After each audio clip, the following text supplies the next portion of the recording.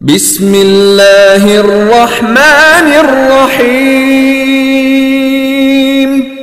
والسابقون الأولون من المهاجرين والأنصار والذين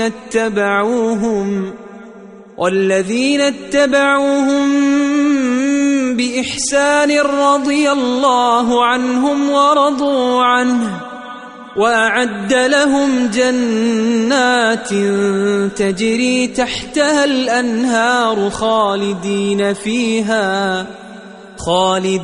فيها أبدا ذلك الفوز العظيم. والسابقون الأولون من المهاجرين والأنصار والذين اتبعوهم بإحسان رضي الله عنهم ورضوا عنه. السلام عليكم ورحمة الله وبركاته. إن الحمد لله نحمده ونستعينه ونستغفره ونعوذ بالله من شرور أنفسنا ومن سيئات أعمالنا. من يهده الله فلا مضل له ومن يضلل فلا هادي له، وأشهد أن لا إله إلا الله وحده لا شريك له، وأشهد أن محمدا عبده ورسوله. يا أيها الذين آمنوا اتقوا الله حق تقاته ولا تموتن إلا وأنتم مسلمون. يا أيها الناس اتقوا ربكم الذي خلقكم من نفس واحدة وخلق منها زوجها وبث منهما رجالا كثيرا ونساء، واتقوا الله الذي تساءلون به والأرحام إن الله كان عليكم رقيبا. يا أيها الذين آمنوا اتقوا الله وقولوا قولا سديدا يصلح لكم أعمالكم ويغفر لكم ذنوبكم، ومن يطع الله ورسوله فقد فاز فوزا عظيما. أما بعد، فإن خير الحديث كتاب الله، وخير الهدي هدي محمد صلى الله عليه وسلم، وشر الأمور محدثاتها، وكل محدثة بدعة، وكل بدعة ضلالة، وكل ضلالة في النار.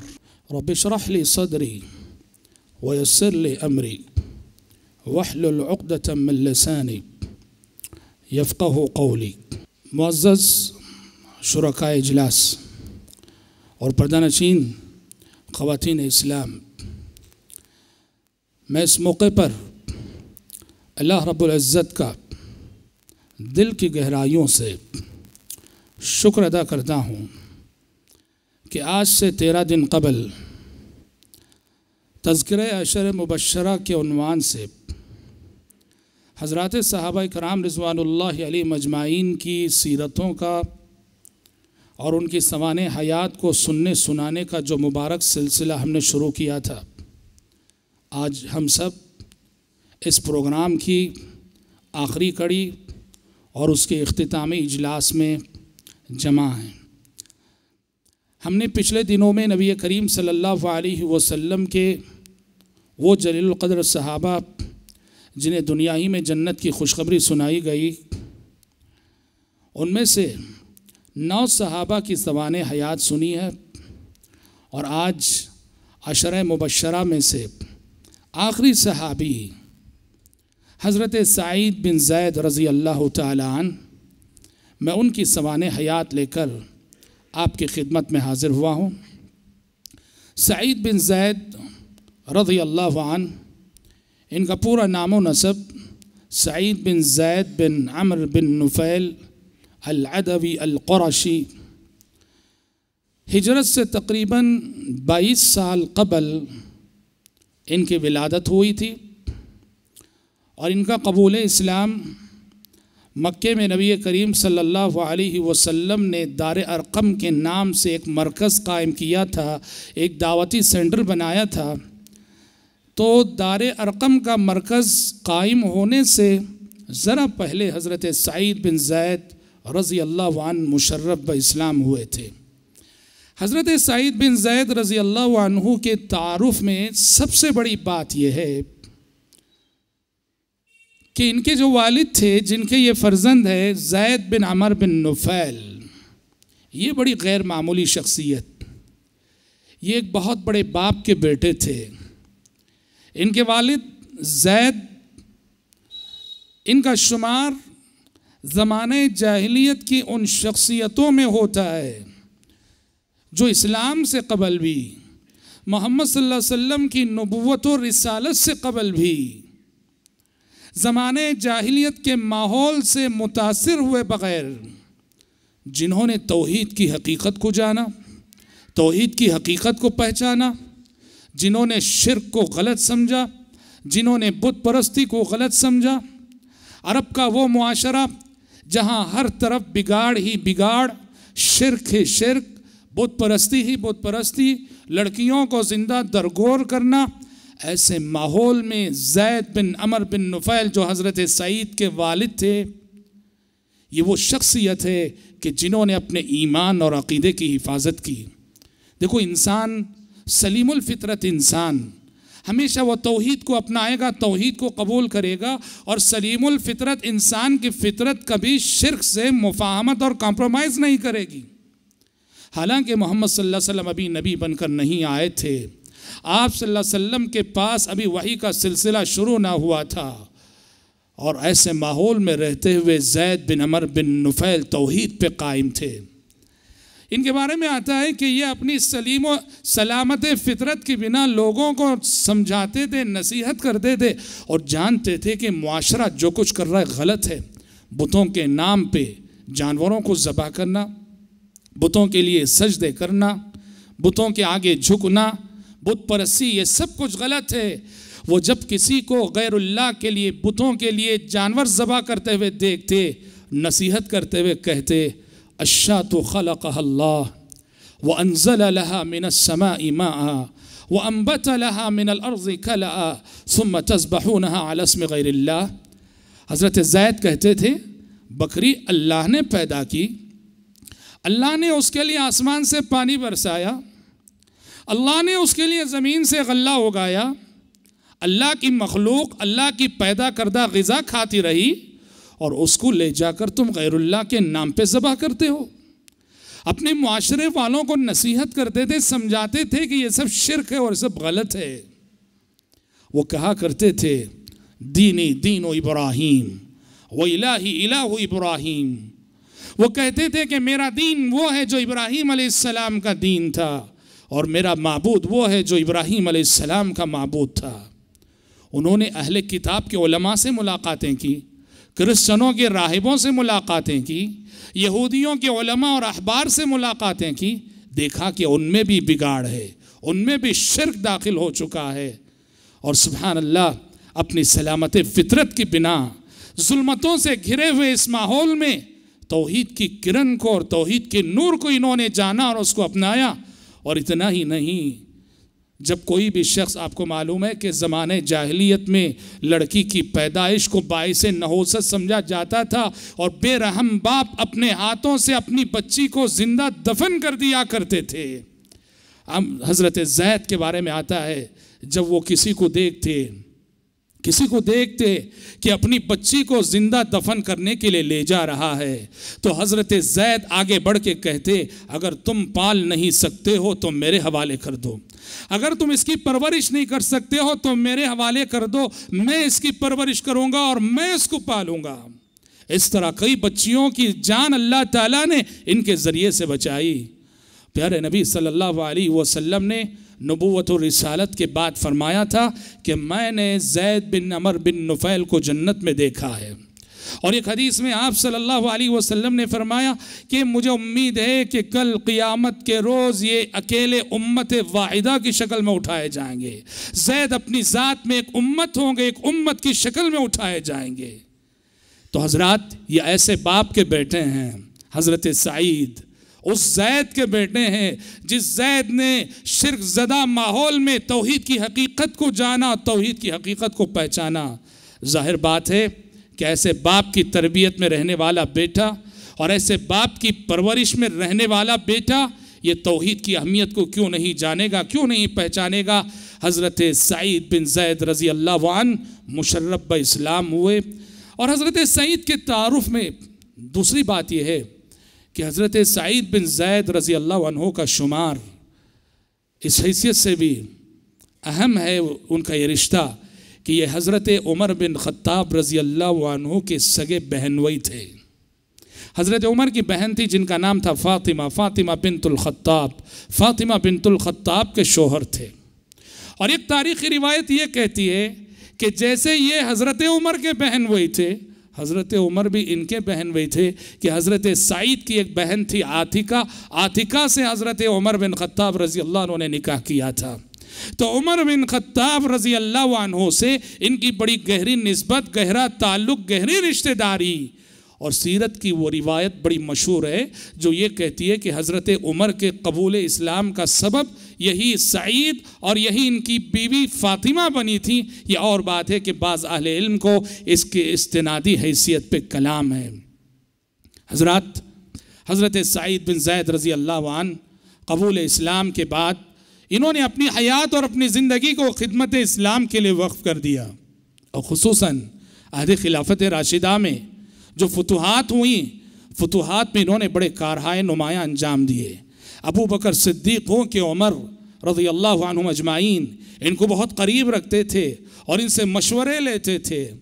और हज़रत सईद बिन ज़ैद रज़ी अल्लाह अन्हु को जब दिमश्क फ़तह हुआ, दिमश्क फ़तह होने के बाद हज़रत अबू उबैदा बिन जर्राह रज़ी अल्लाह अन्हु जो इस्लामी फ़ौज के सिपह सालार और कमांडर थे, इन्होंने हज़रत सईद बिन ज़ैद को दिमश्क का गवर्नर बना दिया। इतना बड़ा ओहदा अता किया, दिमश्क के गवर्नर बने हज़रत सईद बिन ज़ैद रज़ी अल्लाह अन्हु।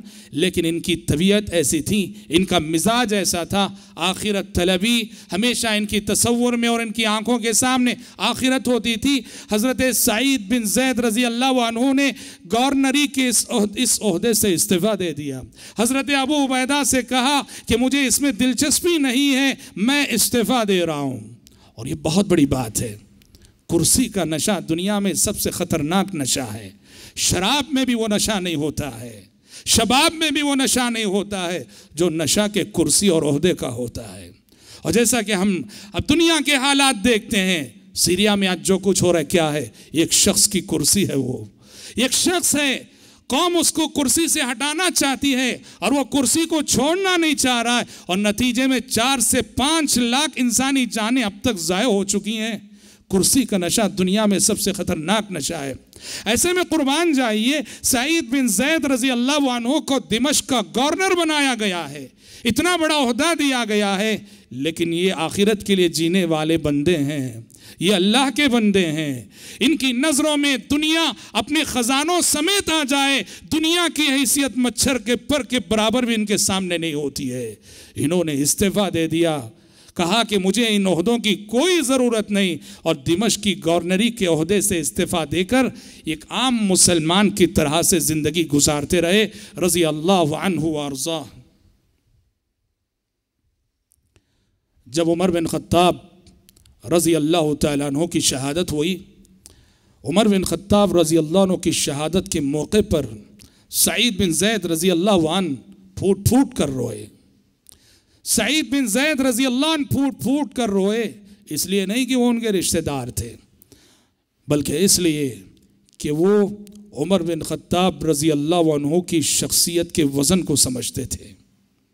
इस्लाम की हिफाजत के लिए उमर बिन ख़त्ताब रज़ी अल्लाह अन्हु का वजूद कितनी अहमियत रखता है, और इस्लाम की जो खिदमत उमर बिन ख़त्ताब रज़ी अल्लाह अन्हु के दौर में हुई, उसको मद्देनज़र रखते हुए हज़रत उमर की वफ़ात पर, शहादत पर हज़रत सईद बिन ज़ैद रज़ी अल्लाह अन्हु को बहुत रोना आया, बहुत रोए।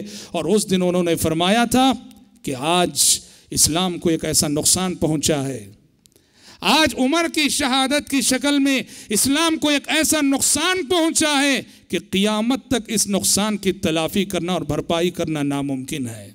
अल्लाह अकबर। हज़रत उमर की शख्सियत के वज़न को इन्होंने जाना, और उनकी शख्सियत फितनों के आगे किस तरह सद्दे बाप बनी हुई थी हज़रत सईद ने पहचाना। इसीलिए कहा कि आज इस्लाम को ऐसा नुकसान पहुंचा है कि क़ियामत तक उसकी भरपाई नामुमकिन है। हज़रात, अल्लाह वाले थे, बड़े नेक थे, आबिद और जाहिद किस्म के थे, खुद नुमाई और खुद सताई से बहुत दूर थे। और जैसा कि हमने कहा अशर मुबशरा में से हैं, वो सहाबी हैं ये जिन्हें प्यारे नबी ने अपनी ज़बानी लिसाने नबूवत ने जन्नत की बशारत सुनाई है। लेकिन इनका तवाज़ो मुलाहज़ा कीजिए, इनकी इनकिसारी मुलाहज़ा कीजिए रज़ी अल्लाह अन्हु व अर्ज़ाह कि एक मरतबे इन्होंने वो हदीस रिवायत की जिस हदीस में प्यारे नबी सल्लल्लाहु अलैहि वसल्लम ने अपने 10 सहाबा को जन्नत की बशारत सुनाई। वो हदीस रिवायत की, अशर मुबशरा की हदीस। जब हदीस रिवायत की 9 नाम जिक्र कर दिए कि प्यारे नबी ने फरमाया अबू बकर फिल जन्ना व उमर फिल जन्ना व उस्मान फिल जन्ना व अली फिल जन्ना इला आखिरी 9 नाम जिक्र कर दिए और 10वां नाम जिक्र नहीं किया, रुक गए। 10वां नाम जिक्र ना किया, रुक गए। क्यों? इसलिए कि 10वां नाम खुद इनका अपना था, 10वीं शख्सियत ये खुद थे। बताया नहीं, खामोश रहे कि खुद की तारीफ हो जाएगी। लोगों ने पूछा बताइए कि 10वीं शख्सियत कौन है, कि लोग भी जानते थे। लोगों के पूछने के बाद तअम्मुल करके फरमाया कि 10वीं शख्सियत खुद सईद बिन ज़ैद है। हज़रत ये अखलाक सीखने के हैं सहाबा से। सहाबा की ज़िंदगियाँ और सहाबा की सवाने हयात और उनकी सीरतें जो सुनाई जा रही, बताई जा रही हैं, इसलिए कि सहाबा की ज़िंदगियों से हमें अपना दीन मालूम होता है। मालूम होता है कि मोमिनाना अखलाक कैसे होते हैं, मालूम होता है कि मोमिनाना किरदार कैसा होता है, मालूम होता है कि दुनिया में आला से आला इंसानी कैरेक्टर कैसा होता है। दुनिया में इंसानों के अंदर खुद नुमाई का मिजाज, खुद की तारीफ करना, खुद की बड़ाई बयान करना, मैं वो हूँ, मेरा बाप वो है, मेरा ख़ानदान वो है। सहाबा से अदब सीखो, सहाबा से अखलाक सीखो, सहाबा से तवाज़ो सीखो। अल्लाह अकबर। बताओ इससे बड़ा एजाज़ क्या हो सकता है कि प्यारे नबी की ज़बानी ने जन्नत की बशारत मिले। इससे बड़ा इनाम क्या हो सकता है, इससे बड़ी सआदतमंदी क्या हो सकती है, और इससे बड़ी खुशनसीबी क्या हो सकती है। पर कभी इन्होंने इन बातों पे इतराया नहीं, कभी गुरूर में मुब्तला ना हुए। तवाज़ो और इनकिसारी हमेशा हज़रात सहाबा किराम की ज़िंदगी में रही। ये तो कुरान की तालीम है कि कुरान ने कहा था फ़ला तुज़क्कू अनफुसकुम फ़ला तुज़क्कू अनफुसकुम हुवा अअलमु बिमन इत्तक़ा। अल्लाह कहता है कि अपनी पारसाई आप बयान ना करो, मैं बड़ा मुत्तक़ी हूँ, मैं बड़ा नेक हूँ, मैं फ़लाह हूँ, मैं फ़लाह हूँ। तुम क्या हो वो जानता है, तुम्हें पैदा करने वाला जानता है। हुवा अअलमु बिमन इत्तक़ा। कौन सही मानों में अल्लाह का तक़वा रखने वाला, अल्लाह से डरने वाला, वो अल्लाह जानता है। तुम्हें जो है अपनी बड़ाई आप बयान करने की ज़रूरत नहीं। सहाबा इकराम रिज़वानुल्लाहि अलैहिम अजमाइन का यही अदब था। हज़रत सईद 9 नाम गिना कर रुक गए, इसलिए कि 10वां नाम इनका था, और पूछने पर उन्होंने बताया कि 10वां नाम मेरा ही है। हज़रत सईद बिन ज़ैद रज़ी अल्लाह अन्हु, जैसे हमने साद बिन अबी वक्कास रज़ी अल्लाह अन्हु के बारे में बयान किया था, हज़रत सईद बिन ज़ैद की शख्सियत भी मुस्तजाबुद दावात थी। हमने साद बिन अबी वक्कास रज़ी अल्लाह अन्हु की सीरत में जुमा के दिन बताया था कि हज़रत साद बिन अबी वक्कास रज़ी अल्लाह अन्हु वो सहाबी हैं कि जो मुस्तजाबुद दावात थे, कि वो जो भी दुआ करते थे उनकी दुआ अर्श इलाही के दरवाज़ों को खिटखिटाती थी और शरफ़ कबूलियत से नवाजी जाती थी। उनकी हर दुआ कबूल होती थी। हज़रत साद हाथ उठाए अगर दुआ के लिए लोग डर जाते थे, और जिसने उन्हें सताया है, तकलीफ़ दी, फ़ौरन माफ़ी मांग लेते थे। सईद बिन ज़ैद रज़ी अल्लाह अन्हु का शुमार भी उन्हीं खुश नसीब शख्सियतों में होता है जो इंदल्लाह मुस्तजाबुद दावात थे। उनकी दुआएँ फ़ौरन कबूल होती थीं, उनकी दुआओं का नतीजा फ़ौरन नज़र आता था। मशहूर वाक़या है और बसनद सही साबित है कि मरवान बिन हकम जब मदीने के गवर्नर थे, मरवान के ज़माने की बात है कि मदीने की एक औरत जिसका नाम था अरवा बिनते औस, अरवा बिनते औस ने हज़रत सईद बिन ज़ैद पे ये इल्ज़ाम लगाया, ये बहतान लगाया कि सईद बिन ज़ैद ने नाहक मेरी ज़मीन हड़प कर ली। उसकी ज़मीन के बाजू इनकी ज़मीन थी। कहा कि नाहक मेरी ज़मीन में वो आ गए हैं और मेरी ज़मीन का इतना हिस्सा ये हड़प कर लिए हैं। अल्लाह अल्लाह। हमने कहा दुनिया वालों की ज़बानों से कौन बच सकता है, दुनिया वालों के तानों से कौन बच सकता है, दुनिया वालों के इल्ज़ामात से कौन बच सकता है। पाकबाज मरियम न बच सकी, पाकबाज आयशा न बच सकी, मोहम्मदुर रसूलुल्लाह न बच सके सल्लल्लाहु अलैहि वसल्लम, अल्लाह के नेक बंदे न बच सके। सईद बिन ज़ैद जैसे जलील कदर सहाबी पर, जो अशरे मुबशरा में से एक हैं, ये इल्ज़ाम लगाती है दुनिया कि इन्होंने नाहक मेरी ज़मीन हड़प कर ली है। अल्लाह अल्लाह, दिल टूट गया, रंजूर हो गए और दिल को ऐसा जख्म लगा। मरवान ने बुलाया, इसलिए कि कज़िया मरवान के दरबार में गया था, मदीने का गवर्नर था मरवान। मरवान ने बुलाया, मरवान ने बुला के पूछा कि सईद क्या कह रही है ये औरत आपके बारे में। मरवान जानता था कि ये सईद बिन ज़ैद कैसे जलील कदर सहाबी हैं, फिर भी ये कज़िया पहुंचा है, सुनना ज़रूरी है। हज़रत सईद ने बस एक बात कही मरवान से, कहा कि मरवान आप ही बताइए, मैंने अपने इन कानों से प्यारे नबी को फरमाते हुए सुना है कि जो शख्स इस दुनिया में नाहक एक बालिश ज़मीन किसी की हड़प करे, जो शख्स इस दुनिया में नाहक एक बालिश ज़मीन किसी की हड़प करे, कल क़ियामत के रोज़ उसके गले में 7 ज़मीनों का तौक डाला जाएगा। एक बालिश ज़मीन किसी की हड़प करे, 7 ज़मीनों का तौक उसके गले में डाला जाएगा। कहा कि मरवान बताओ, इस हदीस को सुनने के बाद क्या तुम समझते हो कि मैं ऐसी जुर्रत करूंगा कि ये दूसरे का माल हड़प करने की और औरत की जायदाद पे कब्जा करने की मैं जुर्रत करूंगा? मरवान ने कहा कि सईद, इससे बढ़कर मैं आपसे कुछ नहीं पूछूंगा, आपने ये हदीस सुना दी, मैं इससे बढ़कर आपसे सबूत नहीं मांगूंगा। आपका तक़वा, आपकी ज़िंदगी, आपका किरदार और जो हदीस आपने सुनाई, ये आपकी पाक दामनी का सबसे बड़ा सबूत है। दिल टूट गया था, दिल टूट गया था, आह निकल गई। वही खड़े खड़े हज़रत सईद ने कहा, ऐ अल्लाह, अल्लाहुम्मा इन कानत काज़िबतन, अगर यह औरत झूठी है और जानबूझकर झूठ कह रही है, फ़अअमी बसरहा, अल्लाह इस औरत की बीनाई छीन ले, इस औरत की बीनाई छीन ले, वक़्तुलहा फ़ी अर्ज़िहा, और उसे उसकी ज़मीन में मार दे। रावी हदीस कहते हैं 1 महीना गुजरा सिर्फ कि उस औरत की बीनाई छिन गई। 1 महीना गुजरा सिर्फ, उस औरत की बीनाई छिन गई। और हुआ ये कि वो जब नाबीना हो गई तो एक मर्तबे अपनी किसी ज़रूरत के लिए गुजर रही थी, वही ज़मीन जिस ज़मीन के बारे में उसने दावा किया था कि सईद ने नाहक हड़प की है, उस ज़मीन में एक गड्ढा था, उस गड्ढे में गिरी और गिरकर वहीं इंतकाल कर गई। इत्तक़ी दाअवतल मज़लूम फ़इन्नहु लैसा बैनहा व बैनल्लाहि हिजाब।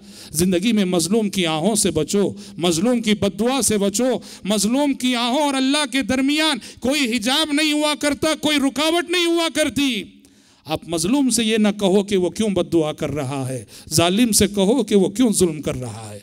बद्दुआ मज़लूम का हक़ है, बद्दुआ मजलूम का हक है। जिस पे जुल्म किया जाता है, जिसको सताया जाता है, जिसकी इज्जत और आबरू पे हमला किया जाता है, जिसका माल नाहक हड़प किया जाता है और जिसकी पर नाहक जानलेवा हमले होते हैं, जिसकी इज्जत और आबरू पे कीचड़ उछाला जाता है, शरीयत उसे हक देती है। वो चाहे तो बद्दुआ कर सकता है, वो अगर अपने हक को इस्तेमाल करता है तो दुनिया को ये पूछने का हक नहीं कि वो क्यों बद्दुआ कर रहा है, दुनिया जालिम से पूछे कि वो क्यों जुल्म कर रहा है।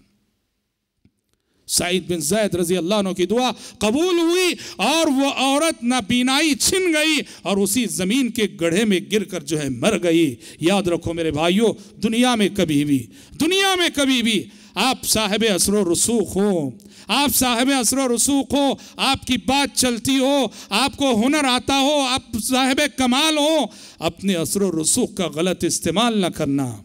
अपने असर रसूख के बिना नाहक किसी की इज्जत और आबरू पे हमला न करना। अपने असर रसूख के बिना नाहक किसी की जायदाद पे कब्जे न करना। अपने असर रसूख के बिना नाहक किसी को मुकद्दमात में और केसों में न फंसाना। अपने असर रसूख के बिना नाहक किसी की ज़ात को नुकसान न पहुंचाना। इसलिए कि जब हम जालिम बन जाते हैं तो हमारे पास कितनी बड़ी ताकत क्यों ना हो, बड़ी ताकत रखकर भी हम कमज़ोर हो जाते हैं, इसलिए कि हम जालिम हैं। और जो मजलूम है, जिसे हम कमज़ोर समझ रहे हैं, वो भले से कितना कमज़ोर क्यों ना हो, वो जो है बड़ा ताकतवर है कि उसके पास आह की शक्ल में, बद्दुआ की शक्ल में एक ऐसा हथियार है कि जो जालिम के खिरमनों को जलाकर कभी भी खाकिस्तर कर सकता है। तो मुस्तजाबुद्दावात शख्सियत थी। इनकी दुआएं शरफ़ कबूलियत से नवाजी जाती थीं रज़ियल्लाहु अन्हु अर्ज़ा। और आखिरी बात जो हज़रत सईद बिन ज़ैद रज़ियल्लाहु अन्हु के ताल्लुक़ से मुझे कहनी है कि एक सवाल पैदा होता है जहन में कि जब उमर बिन ख़त्ताब रज़ियल्लाहु अन्हु शहीद हो रहे थे, छुरा घोंप दिया गया था और हज़रत उमर से कहा गया कि अपने बाद आप किसी को खलीफा बना जाइए। तो हज़रत उमर ने क्या किया, 6 अफराद की कमेटी बनाई। कहा कि मेरे बाद खलीफा इन 6 अफराद में से कोई एक होगा। तलहा बिन उबैदिल्लाह, ज़ुबैर इब्न अव्वाम, साद बिन अबी वक़ास, अब्दुर्रहमान इब्न औफ, उस्मान इब्न अफ़्फ़ान, अली बिन अबी तालिब रज़ियल्लाहु अन्हु अजमाइन। कहा कि मेरे बाद खलीफा इन 6 अफराद में से कोई एक होगा। ये 6 अफराद की कमेटी है, ये जो है बैठेंगे और बैठ के मशवरा करेंगे, मशवरा करके अपने में से किसी को खलीफा बना लेंगे। यहाँ एक सवाल पैदा होता है, ये 6 अफराद, इनका इंतखाब और इनका सिलेक्शन किस लिए किया हज़रत उमर ने? इसलिए कि अशर मुबशरा में से 6 भी जो है अशर मुबशरा में से हैं। इन अबू बकर उमर तो जा चुके और ये 6 8 अबू उबैदा बिन जर्राह रज़ियल्लाहु अन्हु। अबू उबैदा बिन जर्राह तो हज़रत उमर के ज़माने खिलाफत में ताउन में शहीद हो चुके, कल जैसे बताया गया था। और एक जिंदा थे 7वीं शख्सियत सईद बिन ज़ैद। सवाल ये है कि जब सईद बिन ज़ैद भी अशर मुबशरा में से हैं, क्या वजह है कि हज़रत उमर बिन ख़त्ताब रज़ियल्लाहु अन्हु ने खिलाफत के लिए जो कमेटी नामज़द की उसमें जितने 6 अशर मुबशरा के सहाबा को नामज़द किया, मुतय्यन किया, और सईद बिन ज़ैद को छोड़ दिया, हालांकि उनका शुमार भी अशर मुबशरा में से है। भाइयों, ये हज़रत उमर का इंसाफ था, ये हज़रत उमर का एहतियात था। सईद बिन ज़ैद वो जानते थे कि इस ओहदे के हकदार ज़रूर हैं, वो जानते थे और उनकी सालिहियत, उनके तक़वे को भी जानते थे। पर हज़रत उमर ने इस कमेटी में उनको इसलिए नामज़द नहीं किया, वो हज़रत उमर के रिश्तेदार थे, हज़रत उमर के बहनोई थे। दुनिया ये ना कहे कि उमर ने जो है खिलाफत के लिए अपने बहनोई का नाम लिया और अपने बहनोई को नामज़द किया। अल्लाह अकबर। अक़रीबा परवरी से इतना दूर थे, इतना एहतियात करते थे हज़रत उमर। और हम पहले ही बता चुके हैं सीरत फ़ारूक़ी पे जब हमने बहस की थी कि लोगों की ज़बानी खिलाफत के लिए हज़रत उमर के बाद इब्ने उमर का नाम आ रहा था। लोग इब्ने उमर का नाम ले रहे थे कि आपके बाद सबसे मौजूद शख्सियत तो आपके फ़र्जंद इब्ने उमर हैं। हज़रत उमर कांप उठे थे, काम गए थे। कहा कि मेरे बाद ये बोझ मेरे बेटे और मेरे फ़र्जंद पे आ रहा है। लोगों की नज़रों में इब्ने उमर की अहमियत को घटाने के लिए कि कहीं इब्ने उमर पे ये बारे गिरा ना रख दिया जाए, यूं कहा कि जिस शख्स को बीवी को तलाक देना नहीं आया वो खिलाफत की ये जिम्मेदारी कहाँ से निभा सकेगा। अल्लाह अकबर। रज़ियल्लाहु अन्हु व अर्ज़ा। तो हज़रत ये बुनियादी बात थी, बुनियादी वजह थी जिसके सबब हज़रत उमर बिन ख़त्ताब रज़ियल्लाहु अन्हु सईद बिन ज़ैद रज़ियल्लाहु अन्हु के किरदार की अज़मत के कायल रहते हुए भी खिलाफत के लिए जो कमेटी इन्होंने तजवीज़ की उसमें हज़रत सईद का नाम उन्होंने पेश नहीं किया। एक मिसाली ज़िंदगी गुजारने के बाद हज़रत सईद बिन ज़ैद रज़ियल्लाहु ताला अन्हु मदीने में सन 50 पर 1 हिजरी में वफ़ात पाई इन्होंने। और वफ़ात के वक्त इनकी उम्र थी 70 से ज़ायद, 73 साल से कुछ ज़ायद इनकी उम्र थी। और साद बिन अबी वक़ास रज़ियल्लाहु ताला अन्हु ने इनकी नमाज जनाजा पढ़ाई और मदीने ही में जो बकी कब्रस्तान है वहीं हज़रत सईद बिन ज़ैद रज़ियल्लाहु अन्हु को दफन किया गया। एक मिसाली ज़िंदगी इस तरह जो है हज़रत सईद बिन ज़ैद रज़ियल्लाहु ताला अन्हु की ख़त्म होती है। हज़रात अल्हम्दुलिल्लाह कि हम हज़रत सईद बिन ज़ैद रज़ियल्लाहु अन्हु की सवाने हयात जब ख़त्म होती है तो हमारा ये प्रोग्राम जो तज़किरे अशरे मुबशरा के उन्वान से मुनाक़िद किया गया था, हमारा ये प्रोग्राम भी इख्तिताम को पहुँच रहा है। मैं इस मौके पर सबसे पहले अल्लाह रब्बुल इज़्ज़त का शुक्र अदा करता हूँ कि उसकी तौफ़ीक़, उसकी मदद और उसकी ताईद से ही ये मुमकिन हो सका कि हम अशरे मुबशरा के उन्वान से ये प्रोग्राम और इस प्रोग्राम का ये कामयाब सिलसिला मुनाक़िद कर सकें। अल्हम्दुलिल्लाह साल गुज़िश्ता इसी मकाम पर और इसी मस्जिद में हमने सीरत नबवी, सीरत रसूल सल्लल्लाहु अलैहि वसल्लम पर 23 मुहाज़रात सुने थे।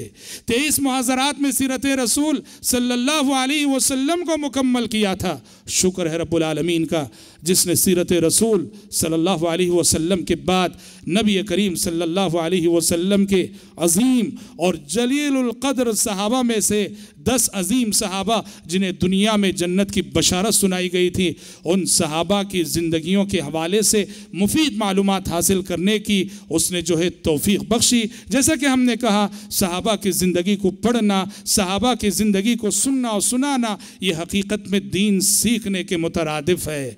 हमारा इरादा, हमारी नीयत है इंशाअल्लाह ताला हर साल इस मौके से हमारे प्रोग्राम का ये सिलसिला शख्सियात ही के हवाले से इंशाअल्लाह ताला आगे बढ़ेगा और चलता रहेगा। यकीनन आम मौज़ूआत तो हम सुनते हैं, लेकिन जो शख्सियात जिसे कहते हैं, जो सहाबा हैं, ताबईन हैं, तबे ताबीन हैं, सहाबियात हैं, ताबईयात हैं, दुआत हैं, मुबल्लिगीन हैं, उब्बाद हैं, ज़ुहाद हैं, इनकी ज़िंदगियों में इतना बड़ा पैगाम और इतने अजीम मैसेजेस रहते हैं, अल्लाह अकबर, कि उनकी ज़िंदगियों को पढ़ना जो है हमारी ज़िंदगियों में तब्दीली लाने और इनकलाब लाने के लिए ज़रूरी होता है। शुक्र है रब्बुल आलमीन का जिसने हम सबको और आप सबको ये तौफीक दी कि हम सीरत रसूल सल्लल्लाहु अलैहि वसल्लम के बाद फिर से एक और कामयाब सिलसिला तज़किरे अशर मुबश्शरा के उन्वान से मुनाकिद कर सके। मैं इस मौके पर मस्जिद खलीलुल्लाह आरटी नगर के तमाम ही ज़िम्मेदारान और इस्लामिक इंफॉर्मेशन सेंटर के तमाम ही ज़िम्मेदारान और ज़िली जमीयत अहले हदीस बेंगलुरु के तमाम ही ज़िम्मेदारान का तहे दिल से शुक्र अदा करता हूँ कि उन्होंने इस प्रोग्राम को बेहतर से बेहतर अंदाज में चलाने के लिए जिन जिन इंतज़ामात की ज़रूरत थी, बेहतरीन इंतज़ामात इन्होंने फ़राहम किए। वल्लाह मैंने देखा कुछ अफराद जो मस्जिद खलीलुल्लाह के ज़िम्मेदारान में से हैं और ऐसे इस्लामिक इंफॉर्मेशन सेंटर के ज़िम्मेदारान में से हैं, मैंने देखा रोज़ अव्वल से प्रोग्राम जब से शुरू हुआ आज तक मुसलसल पूरी संजीदगी के साथ जुटे रहे और तमाम ही इंतज़ामात जो प्रोग्राम को कामयाबी से हमकिनार करने के लिए जिन इंतज़ामात की ज़रूरत होती है, उन्होंने अपना वक्त लगाया, मेहनत लगाई, अपना पैसा लगाया। रब्बुल आलमीन सबको जो है जज़ाए खैर अता फरमाए। अल्हम्दुलिल्लाह ये मस्जिद खलीलुल्लाह सच कहें तो शहर बेंगलुरु की एक मिसाली मस्जिद बन चुकी है।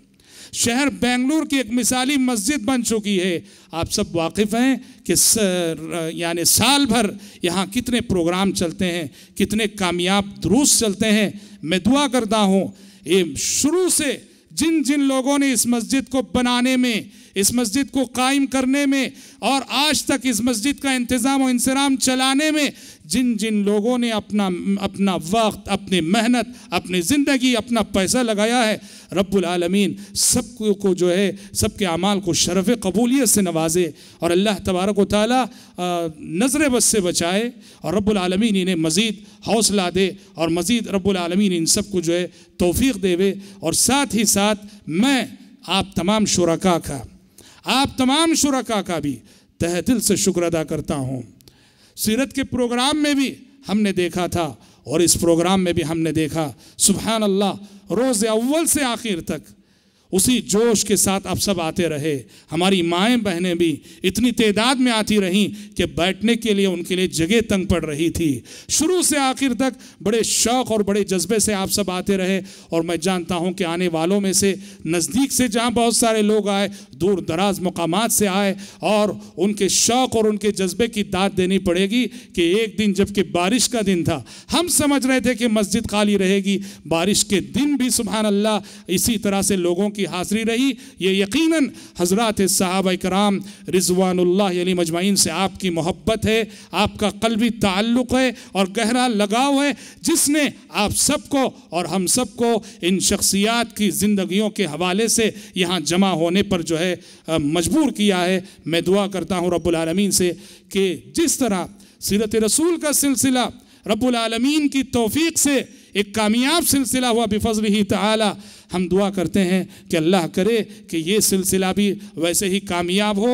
और ये मैसेज भी जो है जिस तरह हमारे सीरत के दुरूस दूर दूर तक पहुँचे, अल्लाह रब्बुल आलमीन अपने फजल व करम से इसको भी दूर दूर तक पहुँचाए और इसका फैज़ सारी दुनिया में पहुँचे। और इस मौके पर मैं ख़ास तौर पे दुआ करना चाहूँगा कि रब्बुल आलमीन सबसे के इखलास की तौफीक अता फरमाए, सबसे पहले बोलने वाले को और फिर सारे मुंतज़िमीन को जिन्होंने इस प्रोग्राम का के लिए इंतज़ाम किया, मस्जिद खलीलुल्लाह के ज़िम्मेदारान हो, IIC के ज़िम्मेदारान हो, जिन लोगों ने भी इस प्रोग्राम के पीछे मेहनत और कोशिश की है, रब्बुल आलमीन हम सब की नीयतों में इखलास अता फरमाए।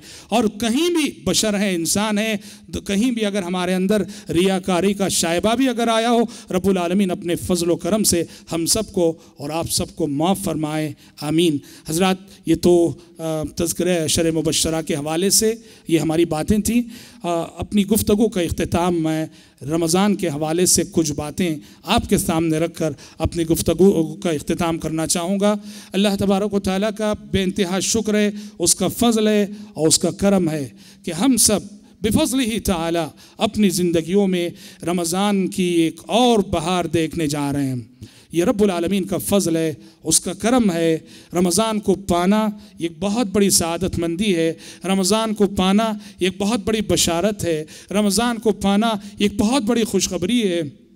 सलफ़ सालिहीन रहमतुल्लाहि अलैहिम अजमाइन के बारे में आता है कि सलफ़ रमज़ान की आमद से 6 महीने पहले से दुआ के लिए उनके हाथ उठते थे, तो उनकी दुआ का एक हिस्सा होता था कि अल्लाहुम्मा बल्लिगना रमज़ान, अल्लाहुम्मा बल्लिगना रमज़ान, अल्लाह हमें रमज़ान तक पहुँचा दे, हमारी ज़िंदगियों में रमज़ान की एक और बहार दिखा दे।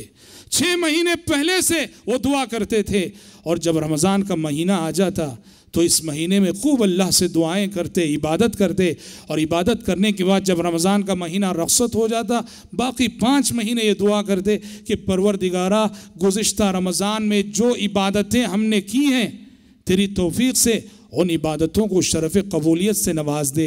गोया सलफ़ की ज़िंदगी ये बताती है, सलफ़ का नमूना ये बताता है, उनका पूरा साल रमज़ान की जुस्तजू में गुज़रता था, रमज़ान के शौक़ में गुज़रता था, रमज़ान के ज़ौक़ में गुज़रता था, रमज़ान की तड़प में गुज़रता था और रमज़ान की लगन में गुज़रता था।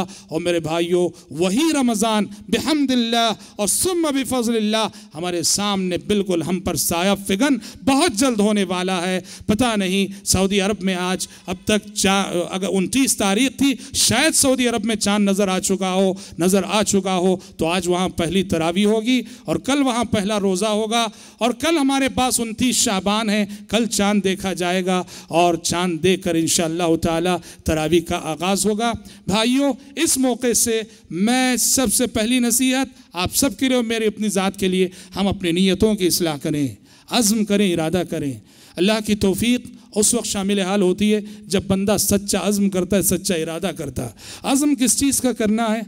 अज़्म इस बात का करना है कि आने वाला रमज़ान हमारी ज़िंदगी का इंशाअल्लाह इनक़लाबी रमज़ान रहेगा।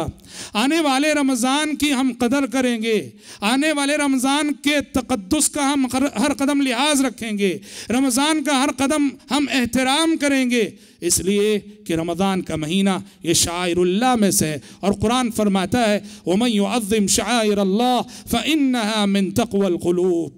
हर वो ज़माना, हर वो दिन और हर वो जगह और हर वो वक्त और हर वो महीना जिसे अल्लाह ताला ने मोहतरम करार दिया है उसे शाइरुल्लाह कहते हैं। और अल्लाह फरमाता है मुत्तकी इंसान की अलामत ये है कि वो शाइरुल्लाह का एहतराम करता है। अगर रमज़ान भी गैर रमज़ान की तरह गुजर जाए हमारी ज़िंदगियों में, कोई तब्दीली नहीं, कोई चेंजेस नहीं, तो ये इस बात की अलामत है कि हमारे दिल तक़वे से खाली है। रमज़ान में कुछ ना कुछ तब्दीली नज़र आनी चाहिए, रमज़ान में जज्बा नज़र आना चाहिए, शौक़ नज़र आना चाहिए, जज्बे अमल नज़र आना चाहिए, तो यकीनन ये चीज़ हमारे दिलों के तक़वे का सबूत है। तो इसलिए सबसे पहले अज़्म करें, इरादा करें कि इंशाअल्लाह आने वाले रमज़ान में शरीयत ने जिन जिन इबादतों का हुक्म दिया है हम उन इबादत का लिहाज, उन इबादत की ज़रूर पाबंदी करेंगे। हम इंशाअल्लाह ताला इस महीने के रोज़े रखेंगे। हम इंशाअल्लाह ताला पूरे महीने की तरावी का एहतमाम करेंगे।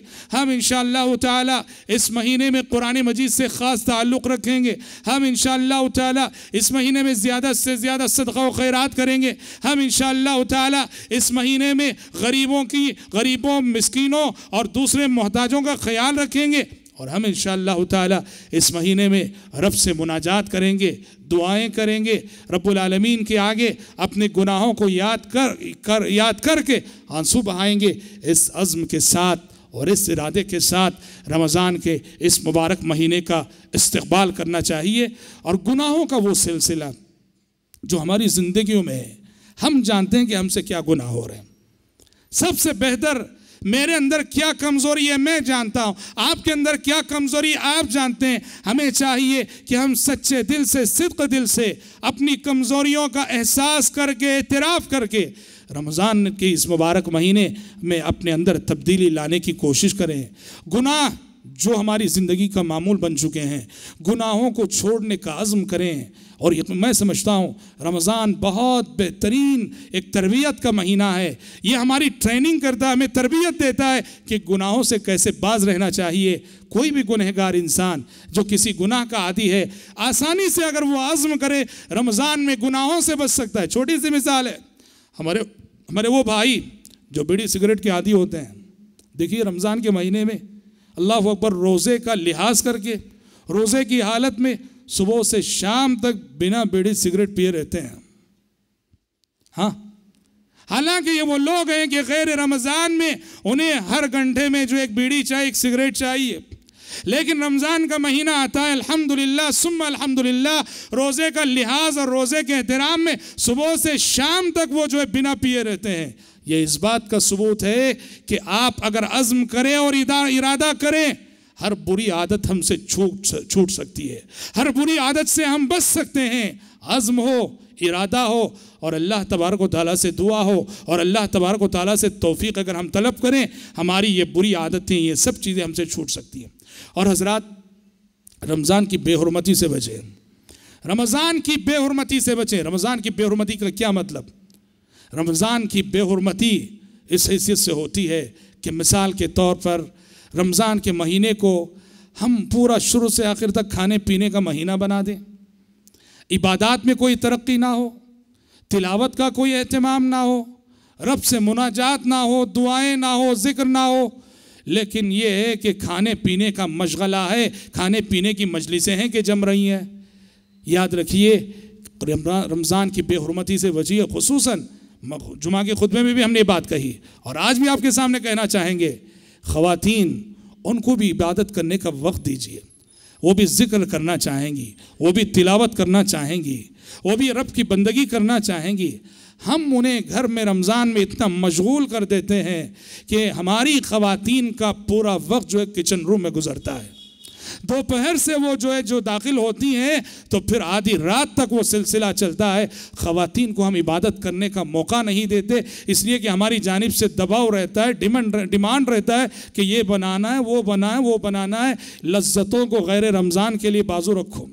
गैर रमज़ान के लिए साल के 11 महीने लज्जतों के लिए हैं, रमज़ान का महीना लज्जतों की कुर्बानी देने का सबक देने के लिए आता है। लज्जतों की कुर्बानी दो। हम ये नहीं करेंगे रमज़ान में अच्छा खाना पीना नहीं चाहिए, ऐसी बात नहीं है, खाओ पियो, लेकिन अल्लाह ने कहा वकुलू वशरबू वला तुसरिफू, खाओ पियो और इसराफ ना करो। ऐसा खाना, ऐसा पीना जिससे हमारी इबादतें मुतासिर हों, जिससे हमारे रोज़े मुतासिर हों, जिससे हमारी तरावी मुतासिर हो। ज़ियाफ़तों में जा रहे हैं, दावतों में जा रहे हैं और दावतों में जाने की वजह से तरावी छूट रही है, मुनासिब नहीं है। दावतों में जाने की वजह से क़ियामुल लैल छूट रहा है, मुनासिब नहीं है। रमज़ान भाइयों इबादत का महीना है। सलफ़ सालिहीन रहमतुल्लाह अलैहि मजमईन के बारे में तो आता है कि सलफ़ सालिहीन रहमतुल्लाह अलैहि मजमईन रमज़ान का महीना जब शुरू होता अपने तालीम और दर्स के हल्के बंद कर देते थे। जिन हलकों में कुरान की तालीम होती थी, जिन हलकों में दरस हदीस होता था, जिन हलकों में दरस फ़िक़्ह होता था, जिन हलकों में दरस अक़ीदा होता था, रमज़ान क्या आया कि एक महीने के लिए सारे हलक़े बंद कर दे कि इबादत का महीना आ चुका है। साल के 11 महीने तालीम व ताल्लुम के लिए हैं, ये इबादत का महीना है, हमारा ज़्यादा से ज़्यादा वक्त इबादत में गुजरना चाहिए। तो लिहाजा इस महीने में इबादत से दिल लगाइए, दिल खोल कर इबादत कीजिए। और ख़ास तौर पर एक बात बतौर नसीहत, ये सिर्फ मस्जिद खलीलुल्लाह के लिए नहीं, और ये बात हर जगह के लिए, हर मस्जिद के लिए, कि रमज़ान की जो बेहुरमती का एक बहुत बड़ा मज़हर हमारी मस्जिदों में जो देखने को मिलता है वो है एतिकाफ़। देखो, एतिकाफ़ एक इबादत है, और इस इबादत की असल रूह क्या है जानते हैं? इस इबादत की असल रूह तन्हाई है, कि इंसान दुनिया जहाँ से अपने ताल्लुकात को ख़त्म करके, अपने रिश्तेदारों, अपने बीवी बच्चों से अलग थलग होकर, तिजारत व कारोबार के झमेलों से अलग थलग होकर 10 दिनों के लिए अल्लाह के घर में जो है तन्हाई में उसकी बंदगी और उसकी इबादत करते हुए वक्त गुजारता है। यही वजह है कि प्यारे नबी सल्लल्लाहु अलैहि वसल्लम के बारे में आता है, सुन्नत है, मस्जिद के अंदर आप टेंट लगाते थे, खीमा लगाते थे, ताकि हमारी नज़र किसी पे ना पड़े, कोई हमें ना देखे। एतिकाफ़ की असल खुसूसियत है तन्हाई, तन्हाई की इबादत। आज एतिकाफ़ का शौक़ और जज्बा तो खूब पाया जाता है। सैकड़ों लोग, क्या ख़वातीन और क्या मर्द एतिकाफ़ के लिए आते हैं, लेकिन हम अपनी आंखों से देख रहे हैं और यहाँ भी सुन रहे हैं, जहाँ भी एतिकाफ़ हो रहा है सुन रहे हैं, एतिकाफ़ के नाम पर बड़ी बेहुरमती हो रही रमज़ान की, एतिकाफ़ के नाम पर बड़ी बेहुरमती हो रही इबादत की, एतिकाफ़ के नाम पर बड़ी बेहुरमती हो रही मस्जिदों की। खुसूसन ख़वातीन के सिलसिले में बड़ी शिकायतें एतिकाफ़ के हवाले से। सब मिल के बैठ जाना, सब मिल के जमा होना, जैसे कोई मीटिंग हो रही हो, मशवरे हो रहे हो, तन्हाई नाम को भी नहीं होती है। गलत है ये बात। और फिर उससे बुरी बात यह है कि एतिकाफ़ में कोई शख्स बैठा है, कोई खातून बैठी है, पूरा ख़ानदान आ रहा है उससे मिलने के लिए, पूरा ख़ानदान आ रहा है उससे मिलने के लिए, कभी फ़लाँ रिश्तेदार, कभी फ़लाँ रिश्तेदार। और फिर एतिकाफ़ में बैठी हुई ख़वातीन, हम ये नहीं कहते कि देखो जब बात आ रही है तो सब मुराद नहीं होते, हम मानते हैं यक्का दुक्का अल्लाह की बंदियां ऐसी होंगी और यक्का दुक्का अल्लाह के बंदे यकीनन ऐसे होंगे जो एतिकाफ़ को एतिकाफ़ की तरह करते होंगे। लेकिन मेजॉरिटी की बात हम कर रहे हैं कि मेजॉरिटी और अक्सरियत को देखा जा रहा है कि वो एतिकाफ़ की हुर्मत का लिहाज नहीं रखते, मस्जिदों की हुर्मत का लिहाज नहीं रखते। एतिकाफ़ की जगह चोरियाँ होती हैं, एतिकाफ़ की जगह चोरियाँ होती हैं। अच्छा, मोबाइल आ गया है, मोबाइल के ज़रिए से एतिकाफ़ में बैठे मर्द हजरात कारोबार कर रहे हैं मोबाइल के ज़रिए से फ़ोन करके, और ख़वातीन हैं कि मोबाइल के ज़रिए से सारे रिश्तेदारों से बात कर रहे हैं। तन्हाई कहाँ चली गई, इबादत कहाँ चली गई? एतिकाफ़ खालिसतन लिवजहिल्लाह। और इससे गलत बात यह है जो हमने पिछले सालों में सुनी कि बाज़ ख़वातीन अपनी नौजवान और गैर शादीशुदा लड़कियों को एतिकाफ़ में बिठाती हैं और साफ कहती है, नीयत ये होती है एतिकाफ़ में हमारी बच्चियाँ हम बैठेंगी तो अच्छे रिश्ते आएंगे। रिश्तों के लिए याद रखो, इस्लाह नीयत बहुत ज़रूरी है। नीयत में ज़रा भी खोट हो, फसाद हो, ऐसा एतिकाफ़ करने से बेहतर है कि आप ना करें। आपने वो हदीस सुनी है, बारहा सुनी है, हर रमज़ान में सुनते हैं। प्यारे नबी सल्लल्लाहु अलैहि वसल्लम ने एतिकाफ़ के लिए खीमा लगाया, अपना टेंट मस्जिद में लगाया। एक उम्मुल मोमिनीन ने देखा कि आप सल्लल्लाहु अलैहि वसल्लम ने अपना टेंट लगाया है, वो उम्मुल मोमिनीन आई, उन्होंने अपना टेंट लगाया। उन्हें देखकर दूसरी उम्मुल मोमिनीन आई, उन्होंने अपना टेंट लगाया। उन्हें देखकर तीसरी उम्मुल मोमिनीन आई, उन्होंने अपना टेंट लगाया। प्यारे नबी आए, देखा मुसलसल कई खीमे लगे आपके खीमे के बाजू। पूछा ये सब टेंट किसने लगाए? पता चला कि ये सारी टेंट उम्महातुल मोमिनीन के हैं, ये सारे खीमे उम्महातुल मोमिनीन ने लगाए हैं। आप सल्लल्लाहु अलैहि वसल्लम को अंदेशा हुआ, ये जो सौकनों में जो जज्बा होता है ना, कि कहीं ना कहीं वो जज्बा यहाँ कार फरमा है।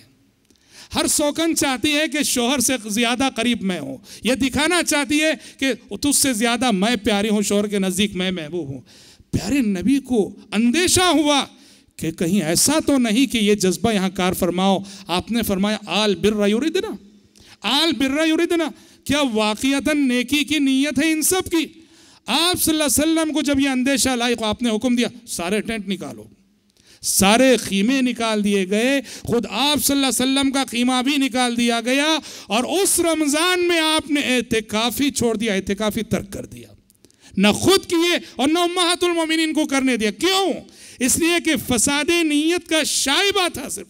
हालांकि उम्महातुल मोमिनीन से वो बात तसव्वुर नहीं की जा सकती, लेकिन आप सल्लल्लाहु अलैहि वसल्लम ने उम्मत को दर्स देना चाहा, जहाँ फसादे नीयत का ज़रा भी शाइबा है वहाँ जो है ऐसे एतिकाफ़ से बचो।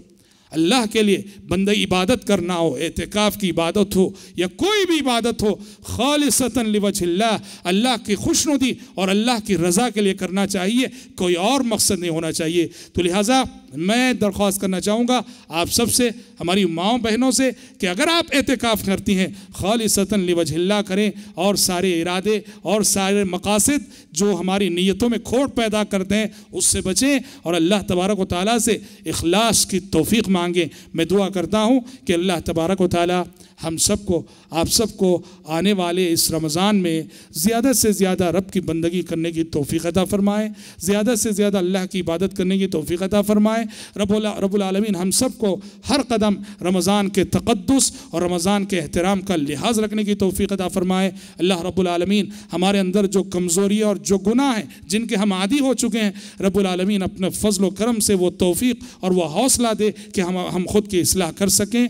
अल्लाह करे कि आने वाला ये रमज़ान हमारी और आपकी ज़िंदगियों का एक इनकलाबी रमज़ान साबित हो जाए। आमीन सुम्मा आमीन। फिर से एक और मरतबे तज़किरा अशर मुबश्शरा के उन्वान से मुनाकिद ये सिलसिला जो बड़ी कामयाबी से इख्तिताम को पहुँचा है, मैं अल्लाह रब्बुल इज़्ज़त का शुक्र अदा करता हूँ, मस्जिद खलीलुल्लाह और आईसी के ज़िम्मेदारों का शुक्र अदा करता हूँ, और आप तमाम शुरका और माओ बहनों का शुक्र अदा करता हूँ। यकीनन आप सब ने हज़रात सहाबा इकराम रिज़वानुल्लाहि अलैहिम अजमाइन से गैर मामूली मोहब्बत का सबूत दिया है और गैर मामूली क़ल्बी ताल्लुक़ का सबूत दिया है। रब्बुल आलमीन सहाबा से हमारी इस मोहब्बत को कबूल फरमाए। आमीन। व आखिरु दावाना अनिल हम्दुलिल्लाहि रब्बिल आलमीन। वस्सलामु अलैकुम व रहमतुल्लाहि व बरकातुहू।